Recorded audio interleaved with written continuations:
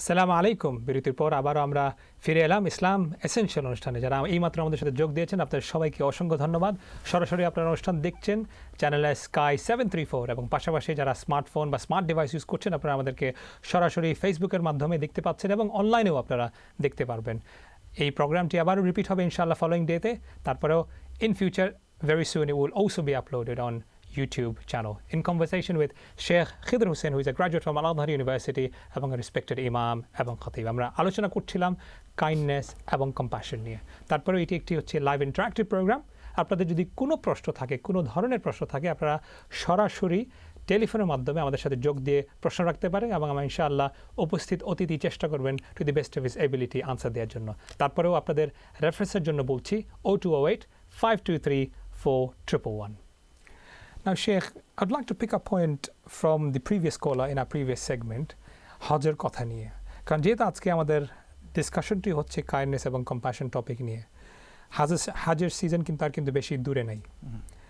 একটি জিনিস লক্ষ্য করা যায় যে হাজে যাওয়ার সময় অনেক সময় আমরা যে আসল যে কনসেপ্ট অফ সাবর বা কম্প্যাশনেট বা একটু understanding about difficult Times, difficult situation, এটা কিন্তু আমরা সাধারণত একটু দেখি, ভুলে যাই, ইভেন কি ইন দ্য স্টেট অফ হাজ।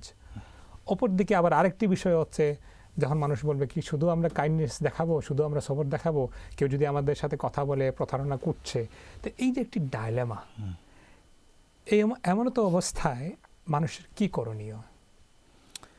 হজটা হচ্ছে আমাদের এবাদতের ক্ষেত্রে অন্যতম একটা এবাদত এবং যে এবাদতটা ফরজ হওয়ার জন্য দুইটা জিনিস থাকা জরুরি। সেটা হচ্ছে যে আপনার শারীরিক অবস্থা এবং আর্থিক অবস্থা। অনেক উলামা ইকরাম এখানে আরেকটা বিষয় নিয়ে যুক্ত করেছেন, সেটা হচ্ছে যে এগুলো যথেষ্ট না, আপনাকে সাবির হতে হবে, আপনাকে সবর ইখতিয়ার করতে হবে। যদি আপনার মধ্যে সবর না থাকে, আপনার মধ্যে দয়া না থাকে, এই কোয়ালিটিগুলো যদি আপনার মধ্যে না থাকে, তাহলে আসলেই আপনার জন্য হজটা ফরজ না। কারণ আপনি যখনই জিদ্দাতে আপনি নাজিল হবেন, যখনই আপনি মক্কায় মদিনায় যাবেন, আপনি দেখতে পাবেন যে আপনার প্রতি অনেকগুলো চ্যালেঞ্জ রয়েছে। আপনি তোয়াফ করতেছেন, আপনাকে একজন আপনার পায়ে দাঁড়ালো, আপনি মিনাতে যাচ্ছেন, আপনি পাথরটা উঠাবেন ইয়ের জন্য, মুজদালিফা যখন যাবেন কিংবা মিনাতে যাবেন জামারাতের জন্য, আপনি দেখবেন একজন আরেকজনের সাথে মানে অন্যায় আচরণ করতেছে, এরকম হতে পারে। এমতো অবস্থায় আপনাকে তো অবশ্যই সবর করতে হবে। আল্লাহ রসুল বললেন যে মান হাজ্জা ফালাম ইয়ারফুস ওয়ালাম ইয়াফসুক রাজাআ কাইয়াউমিন ওয়ালাদাতহু উম্মুহু, যে হজে গেল এবং খারাপ কাজ থেকে, অশ্লীল কাজ থেকে, এই যে আপনি সেখানে গিয়ে আপনার রাগের মাত্রাটা না দেখানো, এইগুলা থেকে আপনি যদি পরহেজ করতে পারেন, ফিরে আসেন, তাহলে আপনি নতুন একটা বেবির মতো আপনি ফিরে আসলেন। কিন্তু এর মানে নাই যে আপনাকে একজন অন্যায় কথা বলবে আর আপনি বসে থাকবেন না। আপনি ওনাকে নসিহত দিতে পারেন যে রে ভাই, আমরা হজে আসছি, আমাদের হজটা নষ্ট করার জন্য আসি নাই, আমরা আসছি ইবাদত করার জন্য, সময়টাকে কাজে লাগাতে হবে। অনেকে দেখা যায় যে তোয়াফ করতেছেন, তোয়াফের অবস্থায় নানা বিষয় নিয়ে আলোচনা করতেছেন, দুনিয়াবি কিছু বিষয় নিয়ে। আপনি তো সব সময় যাচ্ছেন না তোয়াফে, আপনি এই ইবাদত করার কি আবার সুযোগ পাবেন? সেখানে গিয়ে আপনাকে এগুলো মেনটেন করতে হবে। এখানে একটু দৃষ্টি আকর্ষণ করতে চাচ্ছি, আপনার এখন নতুন একটি ট্রেন্ড শুরু হয়েছে তোয়াফের সময় কিন্তু সেলফি নেওয়া, এবং তোয়াফ করছি, সেলফি নিচ্ছি, আশেপাশে মাহরাম আছে কিনা, নন মাহরাম আছে কিনা, কারণ এই দেশে আমরা যেখানে বসবাস করি, উইদাউট কনসেন্ট, উইদাউট পারমিশন কিন্তু আপনি একটা ফটো নিয়ে নিচ্ছেন। ঠিক আছে, হজে গিয়েছেন, সবসময় তার আপনি যেভাবে বলেছেন হজে যাচ্ছেন না, কিন্তু এই যখন একটা নতুন কালচার শুরু হয়েছে, তারপরে সরাসরি এখান থেকে ফেসবুক লাইভ দেওয়া হচ্ছে, তোয়াফ চলাকালীন তিনি তোয়াফ করছেন, এই অবস্থায় আমরা দেখছি ফেসবুক লাইভ দিচ্ছেন, কথা বলছেন, আপডেট দিচ্ছেন ফেসবুকে, ভিডিও রেকর্ডিং হচ্ছে। এই যে এই বিষয়গুলি আসল যে গুণাবলী, যেখানে আমি সবসময় তো ওমরাও যেতে পারবো না বা হজে যেতে পারবো না, কিন্তু এই সময় যে এত ইম্পর্টেন্ট বিষয়, এত গুরুত্ব সময়, যে এই সময় যে আমরা ডাইভার্ট করছি বিভিন্ন সোশ্যাল মিডিয়াতে, আল্লাহ আলা মানুষের কি উদ্দেশ্য আছে এখানে, intention, we want comment about people's intention. কিন্তু অনেকেই প্রশ্ন করে থাকেন, is that not a show off, is that not depriving the priorities? তো এই বিষয়ে আপনি কি বলবেন? যিনি হজে যাবেন ওনাকে তো হজের উদ্দেশ্যটা বুঝতে হবে, যে আমি গেলাম হজে, সেখানে তো ইবাদত করার জন্য গেলাম আমি। যারা এই দেশ থেকে যাচ্ছেন প্রচুর পয়সা দিয়েই, এগুলো কিন্তু শ্রমের পয়সা, আপনি নিজের শ্রম আপনি কামাই করেছেন, এই পয়সা দিয়ে আপনি যাচ্ছেন এবং আপনি এমন অবস্থায় ফিরবেন যে আপনার হজটা কবুল হয় না, এরকম তো আমরা চাই না যে আমরা যাব আল্লাহর ঘরে এবং ফিরে আসবো আল্লাহ আমার হজটা কবুল করে নাই। এখানে খুলসিতের একটা বিষয় আসতে পারে, আপনি তোয়াফ করতেছেন, এটা তো লিল্লাহ লিওয়াজহিল্লাহ, আপনি আল্লাহর জন্য করতেছেন, আপনি ফেসবুকে তুলে দিলেন, ইনস্টাগ্রাম কিংবা সোশ্যাল মিডিয়া প্ল্যাটফর্ম যেগুলোতে আছে আপনি সবাইকে বলে ফেললেন যে আমি তো হজে আছি, এখন তোয়াফ করতেছি, এখন মিনায় যাচ্ছি, এখন মুজদালিফাতে যাচ্ছি, এখন জামারাতে রীতিমতো আকাবা, update দেওয়া হ্যাঁ হচ্ছে। এইরকম আপডেট দেওয়া হচ্ছে। অনেকে হইতে পারে যে এগুলা মানে সোশ্যাল মিডিয়া নিয়ে খুবই ব্যস্ত, সেই নিয়তে করতে পারেন যে ফ্রেন্ড বন্ধুদের সাথে কানেকশনের জন্য হতে পারে। এখানে আরেকটা বিষয় হতে পারে যেটা হচ্ছে যে আমরা এটাকে বলবো যে এটা সঠিক, এটাতে কোনো বাধা নেই। অনেক সময় আছে যে যারা হজে গিয়েছেন পরিবার নিয়ে একটা ফ্যামিলি ফটো তুলতে চান, একটা স্মৃতি হিসাবে যে আমরা হজে গিয়েছিলাম, আমার বাবাকে নিয়ে, বাবাকে পাবো কিনা, মা তো দুনিয়া থেকে চলে যাবেন, আমি নিজেই থাকবো কিনা, আমার ছেলে মেয়ের জন্য একটা ফটো রেখে যাব যে আমি হজে গিয়েছি, এইরকম যদি হয় তাহলে এতে কোনো বাধা নাই। sentiment যদি এরকম হয়। একটা ভ্যালুয়েবল, ধরেন আপনি যেটা বললেন, এরকম যদি হয় তাহলে ঠিক আছে। কিন্তু যেটা হচ্ছে যে একটা বিশাল একটা কালচার হয়ে যাচ্ছে যে আল্লাহর ঘরের সামনেই আমি একটা সেলফি তুলে নিলাম, ফেসবুকে দিয়ে দিলাম, আমি তো হজেই আছি, এইরকম এই কোয়ালিটিগুলো কিন্তু ভালো নয়। এবং সরকার যেটা করতেছে এবং যেটা আমরা দেখলাম যে সৌদি সরকার। হ্যাঁ সৌদি সরকার যেটা এটাকে বর্জন করার জন্য করতেছে, চেষ্টা করতেছে এবং এটাকে মানা করার জন্য চেষ্টা করতেছে। কিন্তু অনেকেই আছে যারা বাইরে থেকে যাচ্ছেন, খাস করে বিদেশ থেকে, এই কালচারটা আমরা দেখতেছি, খাস করে যারা ইউরোপ থেকে যাচ্ছেন, যারা সোশ্যাল মিডিয়া নিয়ে একটু বেশি ব্যস্ত, তারা এই কাজ করতেছেন। এবং এটা কিন্তু ভালো গুণ না যে আপনি হজে কিংবা উমরাতে যাচ্ছেন, আপনি খালিস নিয়তে আমলটা করেন, কেউকে দেখানোর জন্য না, আপনি তো করছেন লিওয়াজহিল্লাহ, যে আপনি করবেন এবং আল্লাহ রব্বুল ইজ্জত এই কাজের মধ্যে দিয়ে আপনি আল্লাহ রব্বুল ইজ্জতের খুশনদি হাসিল করবেন। অসংখ্য ধন্যবাদ। অনুষ্ঠানের পর্যায়ে যাচ্ছি পরবর্তী করার কাছে। এই অনুষ্ঠানের এই সেগমেন্টের প্রথম কলার কে আছেন লাইনে? আসসালামু আলাইকুম। আসসালামু আলাইকুম দর্শক, আমাকে শুনতে পাচ্ছেন? জি, শুনতে পাচ্ছি। আসসালামু আলাইকুম। ওয়ালাইকুম আসসালাম ওয়া রাহমাতুল্লাহ। জি, প্রশ্ন করুন। আমরা শুনতে পাচ্ছি স্পষ্ট আপনাকে, আপনি স্পষ্ট করুন, প্রশ্ন করুন। দুঃখিত। জি ভাই, আসসালামু আলাইকুম। আমি আপনাকে এবং ভাইকে, হোসেন ভাইকে একটু কথা বলার জন্যই বলছিলাম আর কি। জি আজকে দুইটা শব্দ আপনারা ব্যবহার করছেন, জি কাইন্ডনেস এন্ড কম্পেশন। জি আসলে শব্দ দুইটা এবং অনুষ্ঠানটা দেখার মতোই এবং বোঝার মতোই। অসংখ্য ধন্যবাদ। হোসেন ভাই প্রথম যে উপমাটা দিয়ে বলছিলেন রাসূলুল্লাহ সাল্লাল্লাহু আলাইহি ওয়াসাল্লামের, তার উপরে যে এক লোক রাগান্বিত হইয়া তাকে প্রমাণ করতে গিয়েছিলেন সে আল্লাহ রসুল কত বড় হলে এবং তার মধ্যে কতটুক কাইন্ডনেস হলে জি সে এইভাবে অন্য রাগান্বিত ব্যক্তির সঙ্গে কথা বলতে পারেন। আর সেই শব্দ দুটোর মধ্যে অনেক কিছুই আগামী দিন বা আগামী প্রজন্ম আমাদেরকে যদি এই দুটো শব্দের মধ্যে দিকেই তাদের কিছু বোঝানো যায়, তাহলে হয়তোবা আমরা যারা প্রবাসে আছি জি তাদের মধ্যে থেকে কেউ অথবা কোনো ফ্যামিলি তাদের সন্তানদের বোঝানো গেলে আগামী 100 বছর পরে হলো এই দুইটা শব্দের তারতম্য তারা বোঝার চেষ্টা করবে। টেলিফোনে আপনার বক্তব্য। টেলিফোনে আমরা পেলেই আমি যেখানে যা না সেটা নিয়ে আলাপ করতে যাই। কাইন্ডনেস এন্ড কম্পেশন, আমার এই দুটো শব্দ যদি আমি আগে জানতে পারি, অর্থটা বুঝতে পারি, জি বা হোসেন ভাইয়ের কথাগুলো যদি মনের প্রাণে ধারণ করতে পারি, জি পরবর্তী সংবাদটা আমাকে ওই হজের প্রসঙ্গ যাওয়া যেতে পারে, যে হজের কোনটা কি নিয়ম, কোনটা কি জানার জন্য। আমার মূল প্রশ্ন হলো কাইন্ডনেস এন্ড কম্পেশন সম্বন্ধে হোসেন ভাইকে বলার জন্য আগামী প্রজন্মের জন্য এই অনুরোধটা রইল।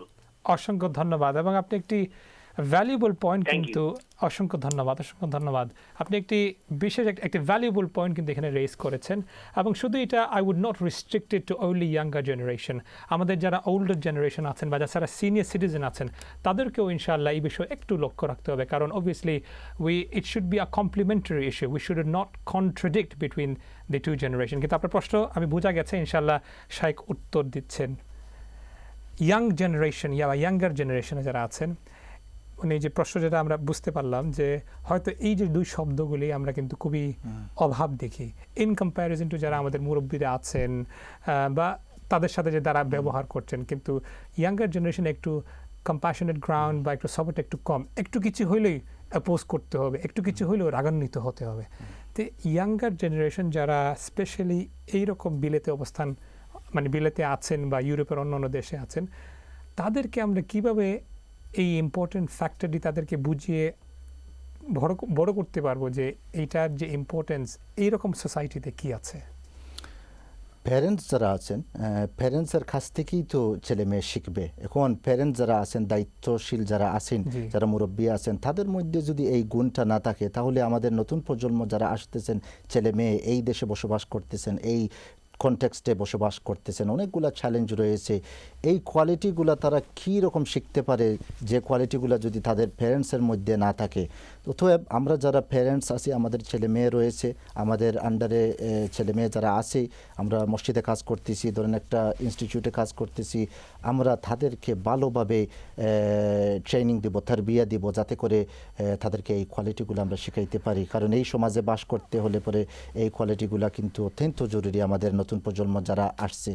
বা এখানে একটা জিনিস হচ্ছে, তারা শিখবে কেমনে যখন তারা যদি দেখে তাদেরই মা বাবারা কিন্তু ঝগড়া করছেন, যখন দেখেন তারা এই মা বাবারাই কিন্তু তর্ক মানে বিভিন্ন কথাবার্তায় লিপ্ত হচ্ছেন, যেটা কিন্তু আসলেও বাচ্চাদেরকে এইরকম অবস্থায় দেখার কথা না, বা একজন আরেকজনকে দোষারোপ করছেন, বা একজন আরেকজনের সাথে কথা বলার সময় আদাব বা রেসপেক্ট, মিউচুয়াল রেসপেক্ট নেই, তখন আপনি কেমনে আপনি এক্সপেক্ট করেন যে একটু বাচ্চারা বা আজকের বা যারা প্রজন্ম আছে বা ইয়াঙ্গার জেনারেশন আছে তারা শিখবে? কিন্তু মানে মা বাবা তো হবেন ছেলে মেয়েদের জন্য রোল মডেল, এবং রোল মডেল হতে হলে যে আপনাকে ছেলে মেয়ে অনুসরণ করবে, আপনার মধ্যে তো এইগুলা চারিত্রিক বৈশিষ্ট্য থাকতে হবে। আপনি যদি চান যে আমার ছেলে আমার মতো হোক, যে আমি দেশে বড় হয়ে আসছি, আমার বাবার কাছ থেকে আমি আদব, ব্যবহার, এই ভালো ভালো গুণ শিখে আসলাম, কিন্তু আমার ছেলেকে আমি শেখাতে হলে পরে আমি নিজে এগুলাকে প্রকাশ করতে হবে, আমার মধ্যে এগুলা প্রকাশ পেতে হবে। যে আমি ঘরে ঢোকার পরে আমি আমার ছেলের জন্য অপেক্ষা করব না, আমি ওনাকে প্রথম সালাম দিব, যাতে করে উনি শিখতে পারে যে সালামের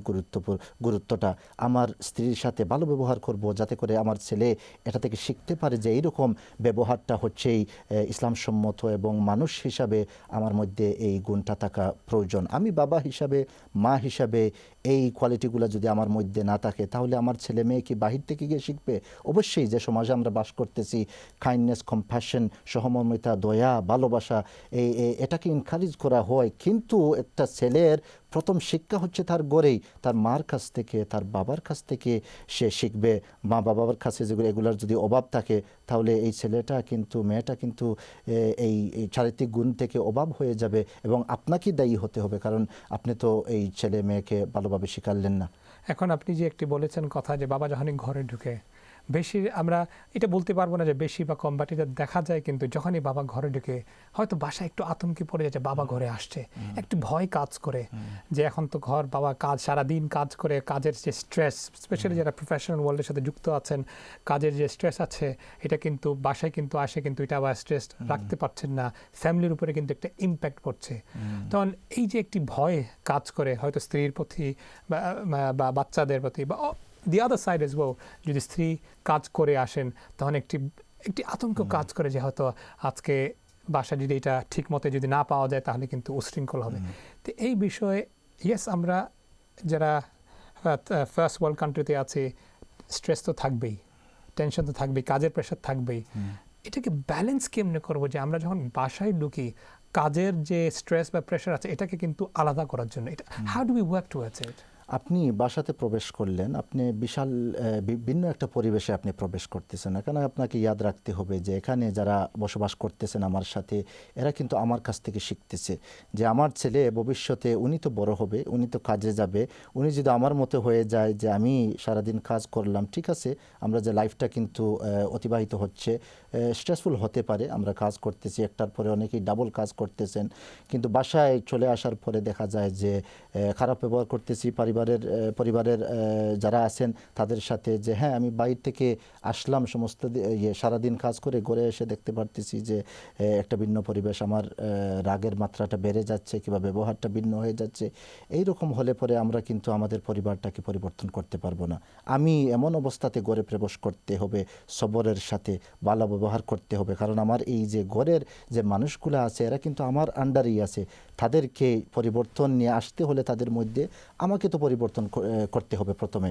দেখেন আল্লাহ রসুল উনি রাস্তা দিয়ে হাঁটতেছেন মদিনাতে যাওয়ার পরে, এবং কিছু ছোট ছেলেরা তারা খেলা করতেছে।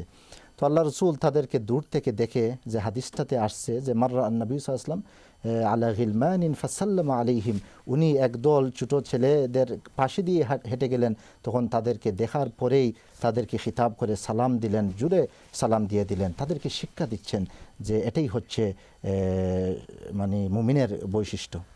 প্রিয় দর্শক, শুনছিলাম আমরা মুমিনের কি বৈশিষ্ট্যগুলি আছে এবং আমরা আরো বিস্তারিত জানার চেষ্টা করবো, কিন্তু এই পর্যায়ে একজন কলারকে লাইনে নিচ্ছি। কে আছেন লাইনে? আসসালামু আলাইকুম।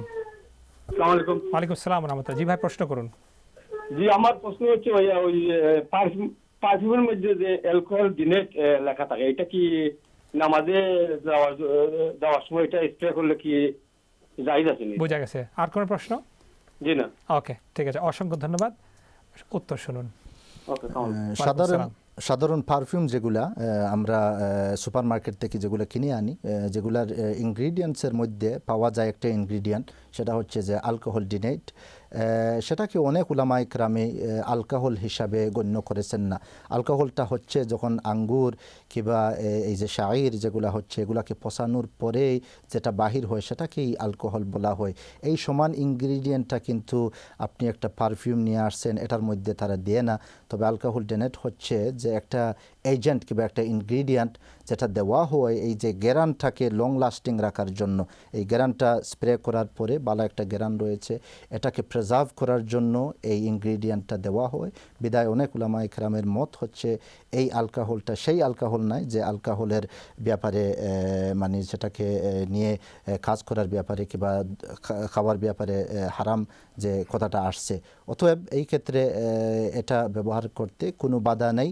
অনেক উলামা ইকরামে বলতেছেন যে এটার মধ্যে সবার সন্দেহ রয়েছে বিদায় এটা থেকেই দূর থাকেই ভালো। কারণ অনেকেই হতে পারে যে আমরা এটার মূল তথ্যটা আমরা জানি না যে এটা সত্যি অ্যালকোহল কি অ্যালকোহল নয়। এমন যদি হয় বেস্ট হবে এটাকে অ্যাভয়েড করার জন্য। তবে অনেক উলামা ইকরাম যারা মডার্ন স্কলার যারা আছেন, যারা এই ব্যাপারে ভালো জ্ঞান রাখেন, তাদের মত হচ্ছে যে অ্যালকোহল ডিনেটটা ব্যবহার করলে কোনো বাধা নেই। জাযাকাল্লাহ খায়ের। এখানে একটা জিনিস অ্যাড করতে চাই, যদি অ্যালকোহল ডিনেট না হয়ে যদি সরাসরি অ্যালকোহল থাকে, কারণ অনেক পারফিউমে কিন্তু যারা লাক্সারিয়াস ব্র্যান্ডেড পারফিউমে কিন্তু সরাসরি অ্যালকোহল থাকছে, মানে লেখা আছে। অবভিয়াসলি এই অ্যালকোহল কিন্তু আবার এভাপোরেট হয়ে যাচ্ছে, এটা কিন্তু সেই অ্যালকোহল না যেটা ফিল্টারেশন থ্রুতে আসছে। তো এর মতো অবস্থায় এগুলোর বিষয়ে কি সেম আপনার কি? যেটা শুধু অ্যালকোহল লেখা হয় এটাকে আমরা যেটা বলবো যে বেস্ট হবে অ্যাভয়েড করা, কারণ এটাকে অ্যালকোহল হিসাবে গণ্য। এবং আল্লাহ রাব্বুল ইজ্জত কোরআনে যেটা বললেন যে ফাজতানিবুহু, তোমরা এটা থেকে অনেক দূর থাকো, কারণ এটার মধ্যে অনেকগুলো রয়েছে যেটা সন্দেহবাচক। বিদায় এটা থেকে দূর থাকেই উত্তম হবে। আপনি যেটা বললেন যে অনেক সময় হয় যেটা এই কিছু এজেন্টগুলো যে সাবস্টেন্স যেগুলো আছে অ্যালকোহল, এটাকে প্রসেসের মধ্যে পালানোর পরে এটার যে অরিজিনাল অ্যালকোহলটা এটা লুজ হয়ে যায়, এটা কিন্তু থাকে না। অতএব অনেকেই মনে করেন যে এতে কোনো বাধা নাই। তবে মুমিন হিসাবে যখন কোরআন শরীফে আসছে ফাজতানিবুহু, যে এই যে বিষয়গুলোর মধ্যে সন্দেহ রয়েছে এবং হারামের সাথে সম্পৃক্ত যে জিনিসগুলো আছে এগুলা থেকে দূর থাকাই উত্তম হবে। আল্লাহু আ'লাম। প্রিয় দর্শক, আশা করছি আপনি আপনার প্রশ্নের উত্তর পেয়েছেন। তারপর যদি আপনাদের আর কোনো অতিরিক্ত যদি প্রশ্ন থাকে বা অ্যাডিশনাল কোনো প্রশ্ন থাকে, আপনারা সরাসরি করতে পারেন এবং আপনাদের টেলিভিশনের নিচে কিন্তু টেলিফোন নাম্বারটি দেওয়া আছে 028523411। আজকে আমরা আলোচনা করছি কাইন্ডনেস অ্যান্ড কম্প্যাশন নিয়ে। এই রিলেটেড যদি প্রশ্ন থাকে, আপনাদের ঘরের যদি কোনো পরিবেশ থাকে বা ঘরের বাইরে যদি অন্য কোনো ধরনের পরিবেশ থাকে যে আপনারা জানতে চাচ্ছেন এটা কি কাইন্ডনেসের মধ্যে পড়ে বা কম্প্যাশনের গ্রাউন্ডে পড়ে বা টপিকের বাইরে যদি কোনো প্রশ্ন থাকে, আপনারা আমাদেরকে সরাসরি ফোন করে প্রশ্ন করতে পারবেন এবং ইনশাআল্লাহ উপস্থিত হতে চেষ্টা করবেন তার বেস্ট অফ এবিলিটি আপনাদের প্রশ্নের উত্তর দেওয়ার জন্য। Now, Sheikh, going back to our conversation, আমরা তো আলোচনা করেছি ফ্যামিলির ক্ষেত্রে, এখন একটু আলোচনা করতে চাচ্ছিলাম husband and wife exclusive relationship সম্পর্কে আমরা দেখছি অনেক সময় অধিকাংশ আপনি যেহেতু মসজিদের দায়িত্বে আছেন এবং প্রিটি শিওর আপনি অনেক কেসেস কিন্তু দেখছেন বা শুনতে পাচ্ছেন বা হয়তো ডিলও করছেন যে আজকাল যে main serious issue between the two couples married couples দেখা যাচ্ছে বা অনেক শোনা যাচ্ছে যে ধৈর্য বা একটু আন্ডারস্ট্যান্ডিং বা একটু কম্প্যাশনেট বা একটু যদি আমি কাইন্ডনেসটা দেখিয়ে দেই কিন্তু এই বিষয়ে কেউ কিন্তু কম্প্রোমাইজ করতে রাজি না হ্যাঁ আমি কেন কম্প্রোমাইজ করব তো unfortunately the reality is divorce is increasing in Muslim society and there is no way we can turn our eyes out blind it is happening হয়তো যেভাবে অন্য কমিউনিটিতে হচ্ছে এইভাবে না but we need to take lessons from it and perhaps work towards the direction to minimize this impact তাদের বিষয়ে আপনার কি বলার আছে যারা স্পেশালি ইয়াং কাপল আছেন বা ইয়াং জেনারেশন আছেন বা যারা ভবিষ্যতে বিয়ে করতে যাচ্ছেন what should they expect in marriage আর যারা অলরেডি বিবাহিত তাদের কি করণীয় আছে to ensure that the foundation of marriage is kept strong দুইজন মানুষ দেখেন যে তারা দাম্পত্য জীবনটা শুরু করবেন প্রথমে যে জিনিসটা আমাদেরকে ইয়াদ রাখতে হবে যে দুইজন মানুষ জীবন গড়ার জন্য তারা একটা কমিটমেন্ট নিয়েছেন তাদের চিন্তাধারা মতাদর্শ কিন্তু ভিন্ন দুই পরিবার থেকে আসছেন সমান হবে না এইরকম তো হবে যে একজন পছন্দ করেন এটা অপরজন পছন্দ করেন অপরটা এই ছোটো ছোটো জিনিস নিয়ে অনেক সময় দেখা যায় যে দাম্পত্য জীবনে বিশাল একটা সমস্যা হয়ে যাচ্ছে আমরা যারা আপনি বললেন যে মসজিদে আসি এই যে তালাকের কেসটা খুলার কেসটা দিনে দিনে বৃদ্ধি হচ্ছে আসলেই আমরা আমাদের হওয়ার কথা ছিল যে এটা কিন্তু কমতেছে কিন্তু আমরা যেটা দেখি যে দিনে দিনে বৃদ্ধি হচ্ছে এবং এই কেসটা যখন নিয়ে আমরা বসি আপনার দিও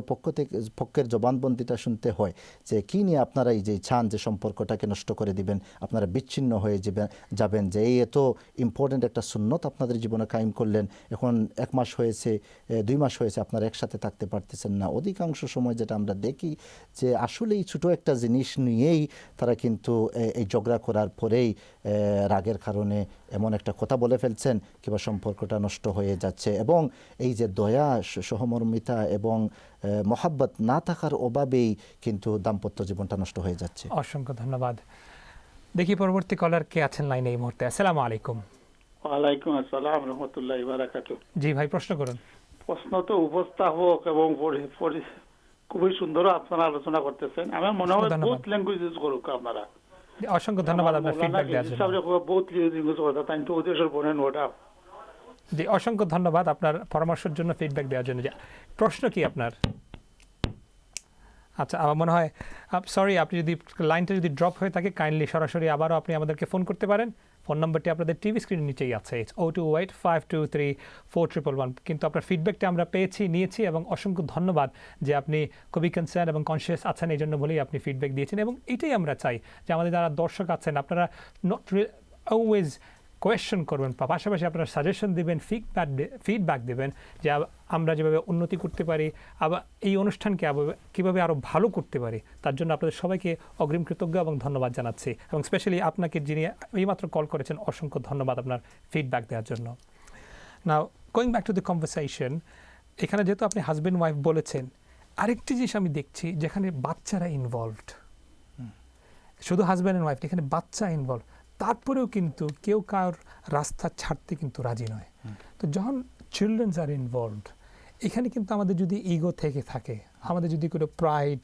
বা অ্যারোগেন্স থেকে থাকে একটু কি স্যাক্রিফাইস করা যায় না বাচ্চাদের জন্য দাম্পত্য জীবনটাই হচ্ছে স্যাক্রিফাইস যে দুইজন মানুষ একার সাথে হয়েছেন আমি যেটা বললাম যে মেয়ে আসছেন একটা ভিন্ন ফ্যামিলি থেকে তাদের চলাফেরা পরিবেশটা ভিন্ন ছিল ছেলের পরিবারে আসছেন তাদের চলাফেরা তাদের চিন্তাধারা ভিন্ন দুইজন মানুষ একসাথে হয়েছেন হবেই এটাই তো স্বাভাবিক যে দুইজন মানুষ একসাথে হওয়ার পরেই মতানৈক্য হবে মতবিরোধ হবে এর থাকা সত্ত্বেও আমাদের যে কাজটা করতে হবে যেগুলো থাকা সত্ত্বেও আমরা চেষ্টা করব যে দাম্পত্য জীবনটাকে মজবুতভাবে ধরার এই কারণে যে আমাদের ছেলে মেয়ে তাদের কি হবে আজকে দেখছেন না যে লোন প্যারেন্ট যেটা আমরা বলি সিঙ্গেল প্যারেন্ট মা ওনার একটা ফ্ল্যাটে আছেন স্বামী নেই ছোটো ছেলে মেয়ে নিয়ে খুবই কষ্ট করতেছেন এটাই হচ্ছে যে সবর করতেছেন আমরা ঠিকমতো এটা কিন্তু আসলেও কিন্তু একটি বিষয় যেটা আমাদেরকে নিয়ে চিন্তা করতে হবে আমরা এই কলারের পরে ইনশাল্লাহ এটা নিয়ে আরেকটু ডিসকাশন করব পরবর্তী কলার কে আছেন লাইনে আসসালামু আলাইকুম আসসালামু আলাইকুম ওয়ালাইকুম সালাম জি প্রশ্ন করুন ওয়ালাইকুম আসসালাম ওয়া রাহমাতুল্লাহ জীবন প্রশ্ন করুন আপনার প্রোগ্রাম খুব ভালো লাগে অসংখ্য ধন্যবাদ। জি, প্রশ্ন করুন। Thank you very much. বাচ্চাটা লইয়া দেখলাম আমরা। Thank you. আমার প্রশ্ন হইল একটা দোয়া কইছেন জি যে হাসবুনাল্লাহু ওয়া নি'মাল ওয়াকিল নি'মাল মাওলা ওয়া নি'মান নাসির। জি আর আরো জনে কইছেন যে হাসবুনাল্লাহু ওয়া নি'মাল ওয়াকিল ওয়া নি'মাল মাওলা ওয়া নি'মান নাসির। এটা বলে বাচ্চাটা যখন নাকিল তুমি যখন চাইলে বলে একটা দোয়া পড়লে একটা বলে বালাকে। জি তো একটা কোনটা সঠিক একটা কইতা হুজুরে। ঠিক আছে, ওকে, ঠিক আছে, থ্যাংক ইউ আপনার প্রোগ্রামের জন্য। ওকে, থ্যাংক ইউ, অসংখ্য ধন্যবাদ আপনি প্রশ্ন করার জন্য। সময় একদম সংক্ষিপ্ত, আমি পরবর্তী কলারকে নিয়ে নিচ্ছি, তারপরে একসাথে কিন্তু আমরা উত্তর দেবো ইনশাআল্লাহ। জি, নেক্সট কলার কে আছেন লাইনে? আসসালামু আলাইকুম। আসসালামু আলাইকুম। ওয়ালাইকুম আসসালাম। জি, প্রশ্ন করুন ভাই। আমি স্টুডিওতে জি, আপনি সরাসরি স্টুডিওতে কথা বলছেন, আমরা আপনার কথা শুনতে পাচ্ছি, আপনি প্রশ্ন করুন। আমার কিছু পয়সা মানুষের কাছে আছে আর কি, জি, তো এগুলি না পাওয়ার জোগাড় পড়ে গেছে, বা কয়েক বছর থেকে আমি জোগাড় দিয়ে আইয়ার, জি, তো এগুলার ফাইমনি নানি সন্দেহ আছে, তো এই পয়সার কিটা জোগাড় দিতে হইব না না ওখানটা জানতে চাইছি। ওকে, ঠিক আছে, প্রশ্ন কিন্তু ক্লিয়ার, প্রশ্ন স্পষ্ট ইনশাআল্লাহ। অসংখ্য ধন্যবাদ, অনুষ্ঠান দেখতে থাকেন। অনুষ্ঠানের এই পর্যায়ে কিন্তু একটি বিরতি নিতে হচ্ছে, কিন্তু আপনারা যে দুইজন প্রশ্ন করেছেন স্পেসিফিক্যালি, আপনারা প্লিজ কোনো জায়গায় যাবেন না, ইনশাআল্লাহ টেলিভিশনের সামনেই থাকবেন। বিরতির পর আমরা সরাসরি আপনাদের দুজনের প্রশ্নের উত্তর দিয়ে আমরা অনুষ্ঠান শুরু করব। যাচ্ছি ছোট্ট একটি বিরতিতে, সঙ্গেই থাকুন। আসসালামু আলাইকুম।